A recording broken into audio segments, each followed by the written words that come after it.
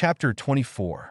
And now it came to pass in the 26th year of the reign of the judges over the people of Nephi, behold, when the Lamanites awoke on the first morning of the first month, behold, they found Amalickiah was dead in his own tent, and they also saw that Teancum was ready to give them battle on that day. And now, when the Lamanites saw this, they were affrighted, and they abandoned their design in marching into the land northward, and retreated with all their army into the city of Mulek, and sought protection in their fortifications. And it came to pass that the brother of Amalickiah was appointed king over the people, and his name was Ammoron. Thus, King Ammoron, the brother of King Amalickiah, was appointed to reign in his stead. And it came to pass that he did command that his people should maintain those cities which they had taken by the shedding of blood, for they had not taken any cities save they had lost much blood. And now Teancum saw that the Lamanites were determined to maintain those cities which they had taken and those parts of the land which they had obtained possession of. And also seeing the enormity of their number, Teancum thought it was not expedient that he should attempt to attack them in their forts, but he kept his men round about as if making preparations for war, yea, and truly he was preparing to defend himself against them by casting up walls round about and preparing places of resort. And it came to pass that he kept thus preparing for war until Moroni had sent a large number of men to strengthen his army. And Moroni also sent orders unto him that he should retain all the prisoners who fell into his hands, for as the Lamanites had taken many prisoners, that he should retain all the prisoners of the Lamanites as a ransom for those whom the Lamanites had taken. And he also sent orders unto him that he should fortify the land Bountiful and secure the narrow pass which led into the land northward, lest the Lamanites should obtain that point and should have power to harass them on every side. And Moroni also sent unto him, desiring him that he would be faithful in maintaining that quarter of the land, and that he would seek every opportunity to scourge the Lamanites in that quarter, as much as was in his power, that perhaps he might take again, by stratagem or some other way, those cities which had been taken out of their hands, and that he also would fortify and strengthen the cities round about which had not fallen into the hands of the Lamanites. And he also said unto him, I would come unto you, but behold, the Lamanites are upon us in the borders of the land by the west sea, and behold, I go against them, therefore I cannot come unto you. Now the king, Ammoron, had departed out of the land of Zarahemla, and had made known unto the queen concerning the death of his brother, and had gathered together a large number of men, and had marched forth against the Nephites on the borders by the west sea. And thus he was endeavoring to harass the Nephites and to draw away a part of their forces to that part of the land, while he had commanded those whom he had left to possess the cities which he had taken that they should also harass the Nephites on the borders by the east sea, and should take possession of their lands as much as it were in their power, according to the power of their armies. And thus were the Nephites in those dangerous circumstances in the ending of the 26th year of the reign of the judges over the people of Nephi. But behold, it came to pass, in the 27th year of the reign of the judges, that Teancum, by the command of Moroni, who had established armies to protect the south and the west borders of the land, had began his march towards the land of Bountiful, that he might assist Teancum with his men in retaking the cities which they had lost. And it came to pass that Teancum had received orders to make an attack upon the city of Mulek and retake it if it were possible. And it came to pass that Teancum made preparations to make an attack upon the city of Mulek and march forth with his army against the Lamanites, but he saw that it was impossible that he could overpower them while they were in their fortifications.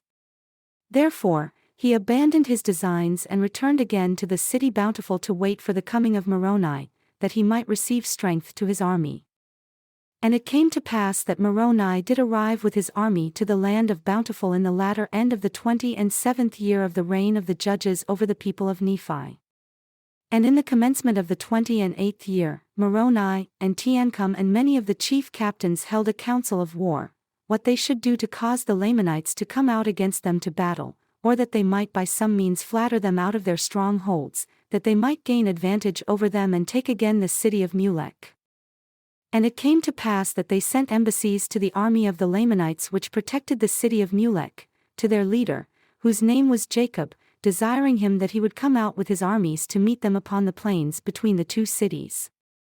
But behold, Jacob, who was a Zoramite, would not come out with his army to meet them upon the plains. And it came to pass that Moroni, having no hopes of meeting them upon fair grounds, therefore he resolved upon a plan that he might decoy the Lamanites out of their strongholds.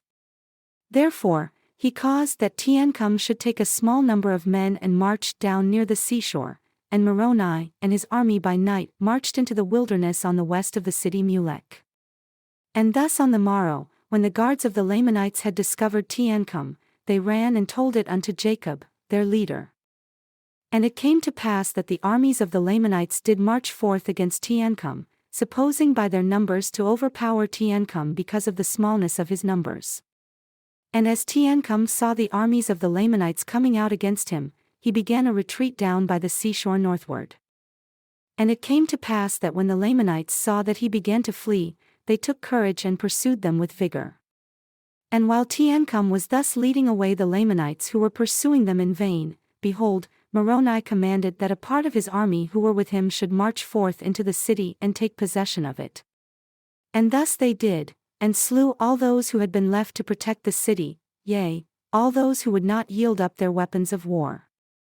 And thus Moroni had obtained a possession of the city Mulek with a part of his army, while he marched with the remainder to meet the Lamanites when they should return from the pursuit of Teancum.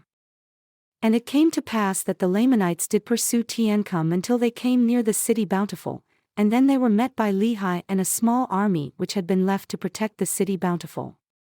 And now behold, when the chief captains of the Lamanites had beheld Lehi with his army coming against them, they fled in much confusion, lest perhaps they should not obtain the city Mulek before Lehi should overtake them, for they were wearied because of their march and the men of Lehi were fresh. Now the Lamanites did not know that Moroni had been in their rear with his army, and all they feared was Lehi and his men. Now Lehi was not desirous to overtake them till they should meet Moroni and his army. And it came to pass that before the Lamanites had retreated far, they were surrounded by the Nephites, by the men of Moroni on one hand and the men of Lehi on the other, all of whom were fresh and full of strength, but the Lamanites were wearied because of their long march. And Moroni commanded his men that they should fall upon them until they had given up their weapons of war. And it came to pass that Jacob, being their leader, being also a Zoramite and having an unconquerable spirit, he led the Lamanites forth to battle with exceeding fury against Moroni, Moroni being in their course of march. Therefore Jacob was determined to slay them and cut his way through to the city of Mulek. But behold, Moroni and his men were more powerful, therefore they did not give way before the Lamanites. And it came to pass that they fought on both hands with exceeding fury, and there were many slain on both sides, yea, and Moroni was wounded and Jacob was killed. And Lehi pressed upon their rear with such fury with his strong men that the Lamanites in the rear delivered up their weapons of war, and the remainder of them, being much confused, knew not whither to go or to strike. Moroni, seeing their confusion, he said unto them, If ye will bring forth your weapons of war and deliver them up, behold, we will forbear shedding your blood. And it came to pass that when the Lamanites had heard these words, their chief captains, all those who were not slain, came forth and threw down their weapons of war at the feet of Moroni, and also commanded their men that they should do the same, but behold, there were many that would not. And those who would not deliver up their swords were taken and bound, and their weapons of war were taken from them, and they were compelled to march with their brethren forth into the land Bountiful. And now the number of prisoners who were taken exceeded more than the number of those who had been slain, yea, more than those who had been slain on both sides.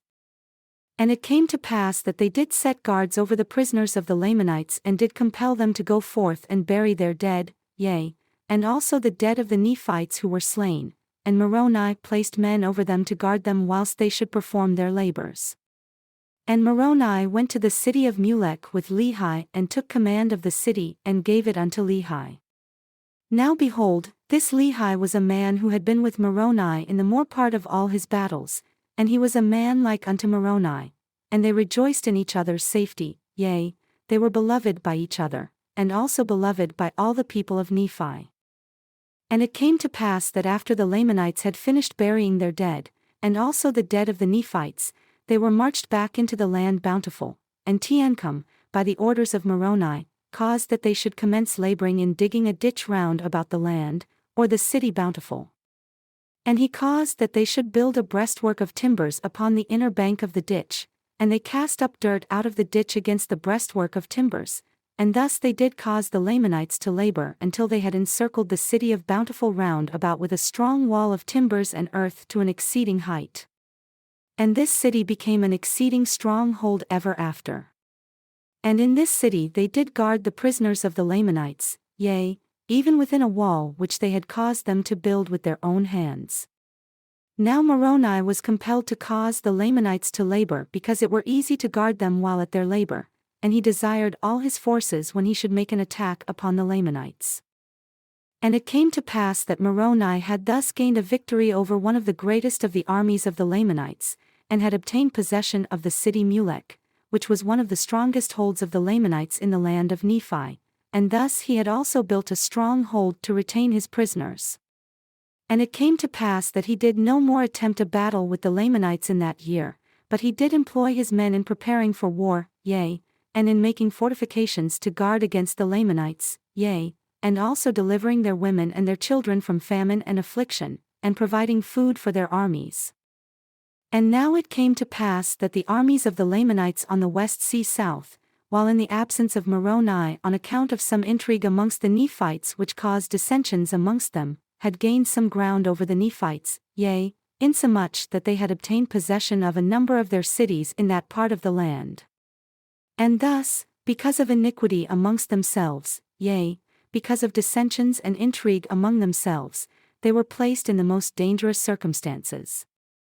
And now behold, I have somewhat to say concerning the people of Ammon, who in the beginning were Lamanites, but by Ammon and his brethren, or rather by the power and word of God, they had been converted unto the Lord, and they had been brought down into the land of Zarahemla, and had ever since been protected by the Nephites.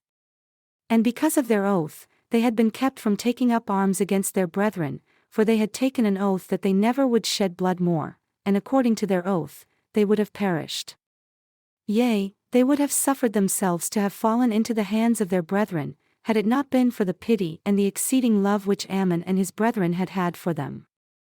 And for this cause they were brought down into the land of Zarahemla, and they ever had been protected by the Nephites.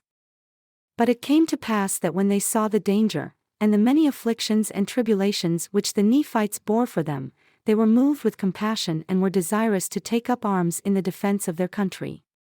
But behold, as they were about to take their weapons of war, they were overpowered by the persuasions of Helaman and his brethren, for they were about to break the oath which they had made, and Helaman feared lest by so doing they should lose their souls.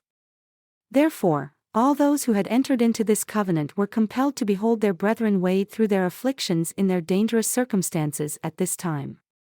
But behold, it came to pass they had many sons who had not entered into a covenant that they would not take their weapons of war to defend themselves against their enemies. Therefore, they did assemble themselves together at this time, as many as were able to take up arms, and they called themselves Nephites. And they entered into a covenant to fight for the liberty of the Nephites, yea, to protect the land unto the laying down of their lives, yea, even they covenanted that they never would give up their liberty, but they would fight in all cases to protect the Nephites and themselves from bondage. Now behold, there were 2,000 of those young men who entered into this covenant and took their weapons of war to defend their country. And now behold, as they never had hitherto been a disadvantage to the Nephites, they became now at this period of time also a great support, for they took their weapons of war and they would that Helaman should be their leader. And they were all young men, and they were exceeding valiant for courage, and also for strength and activity. But behold, this was not all. They were men who were true at all times in whatsoever thing they were entrusted. Yea, they were men of truth and soberness, for they had been taught to keep the commandments of God and to walk uprightly before him. And now it came to pass that Helaman did march at the head of his 2,000 stripling soldiers to the support of the people in the borders of the land on the south by the West Sea. And thus ended the 28th year of the reign of the judges over the people of Nephi, etc.